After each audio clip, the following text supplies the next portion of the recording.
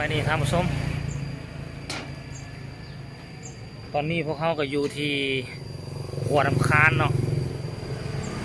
ป่าบ้วนตัวบ้องใหญ่กำลังสิพามาเบิ่งขวดน้ำค้านเก่าเป็นขวดเล็กเนาะขวดเล็กสมัยโบราณขวดเล็กอายุ100 ปีแต่ว่าทุกมื้อนี้ยังสามารถใช้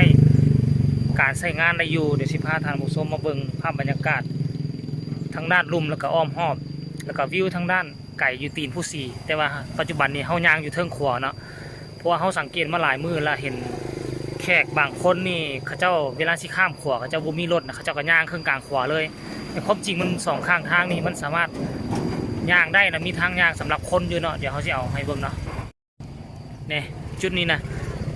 เบิ่งพื้นนี่เขาเจ้าหากระเฮ็ดใหม่ช่วงน่าจะเป็นกลางปีกายที่ผ่านมาเนาะกลางปีกายผ่านมาตะกี้นี่สมัยนั่นท่านบนพื้นยางนี่เขาเจ้าใส่ไม้เนาะไม้ต่อกันประมาณ3 แผ่น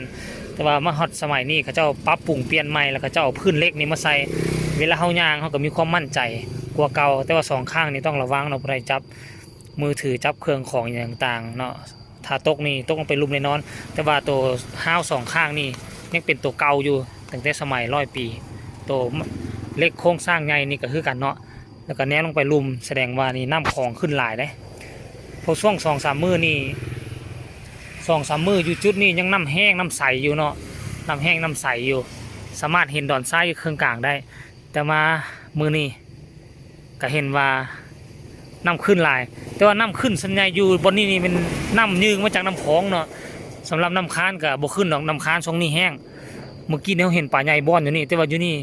เป็นเขตวังสงวนแล้วบ่สามารถหาปูหาป่าได้เนาะแล้วก็อยู่โซนเบื้องนั่นก็เป็นโรงแรมเนาะเป็นโรงแรม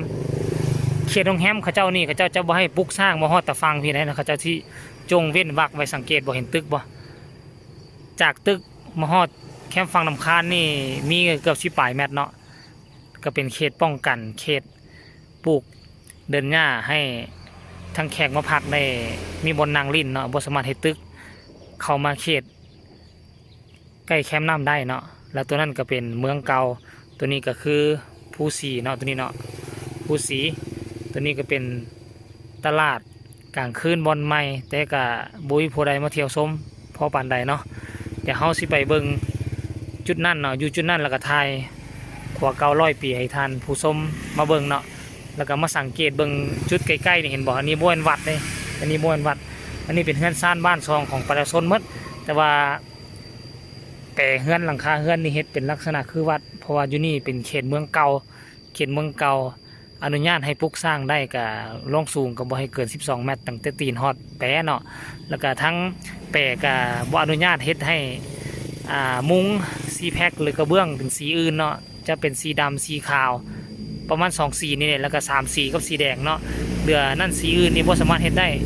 ดีที่สุดคือเขานิยมมุ้งก็คือว่าสีขาวเนาะสีขาวกับสีดำเนี่ยสังเกตโรงแรมตัวนี้เนาะก็จะเป็นสีขาวเนาะและสมัยตอนยังน้อยๆนี่ตอนเขาบ่ทันเฮ็ดเขื่อนสัญญาบุรีนี่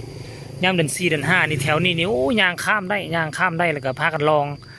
กงเบ่งลิ้นน้ำสิเพียงหัวเข่าบางบนเลิกก็ยังลุ่มมันก็เป็นเพียงเอิกเฮาก็พากันเอารถมาจอดไว้พุ่นแล้วก็ข้ามมาลิ้นนี่อ่าวน้ำค้านลิ้น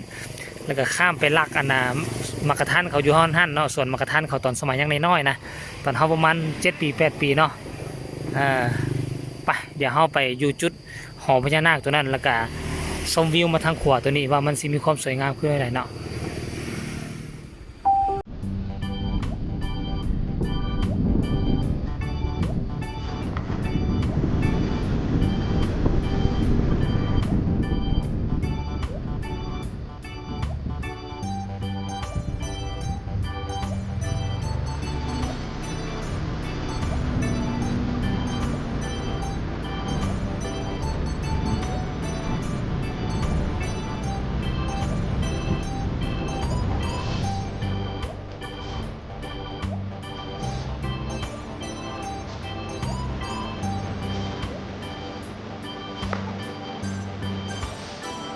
โอเคมาพากันย่างมาฮอดแล้วเนาะนี่อันมองที่เขาอยู่ทั้งขวาเขาเห็นเนาะเดี๋ยวเขาสิพาทางผู้ชมลงไปลุมพุ่นนี่ตัวนี้เป็นหอพญานาคประจำลำคาญเด้อ เดี๋ยวเฮาสิพาลงมาลุมนี่เฮาก็บ่เคยลงมานี่จักเทื่อตั้งแต่เขาเจ้าสร้างตัวนี้เนาะโอ้เฮาเบิ่งคือมันน้อยๆความจริงคันใดลงนี่สั้นๆแบบนี้โอ้มันมีลานอยู่ลุมพี่เนาะโอ้ปลาหลายท่านผู้ชมปลาหลายเอาแถวว่านี่โอ้ละเฮ็ดอันนี้แล้วมันยังมีคันใดลงไปลุมเด้คันใดลงไปลุมตื่มนี่โอ้ปลาหลายแต่ว่าวันนี้มันเป็นว่างสงวนเนี่ยปลากระหลายสมมันนั่นเนาะ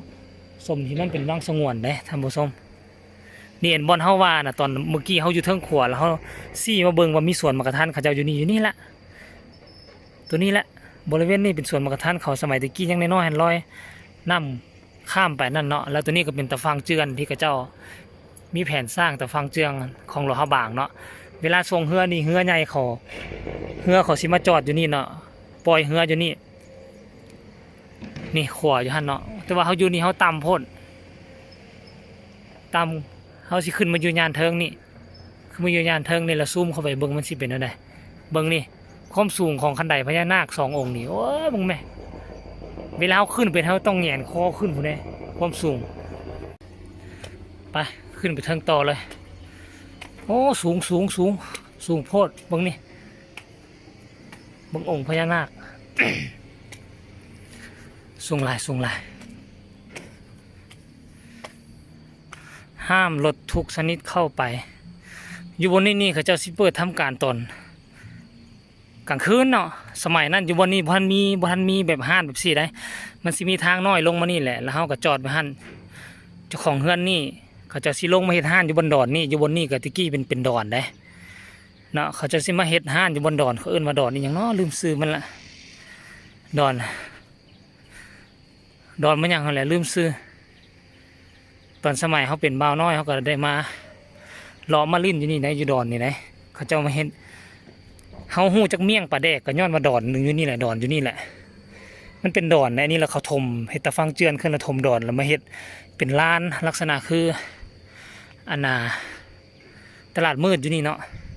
นี่ท่านผู้ชมโอ้อยู่จุดนี้แห่งงามรู้ไหมโอ้เสียงป่าบ้วนเห็นบ่ย้อนน่ะโอ้ป่ามีที่ตัวใหญ่ๆเลยท่านผู้ชมอยู่นี่ป่าโอ้อยู่พุ่นกับบ้วนอีกอยู่นี่กับเวิ้งนึงเห็นบ่น้ำบ้วนน่ะเพราะน้ำคลองยึงขึ้นมาน่ะน้ำคลองกับน้ำนี่มีระดับซ้ำกันแล้วมันสิเฮ็ดให้อันนั้นโอ้บุ้งป่าน่ะโอ้ท่านผู้ชมเห็นไหมนะเห็นน้ำติ่งบ่โอ้ป่าคมหลางไหมพูดนะนี่แน่นะอีโบวิเล่นใกล้ถุงยางเห็นบ่นี่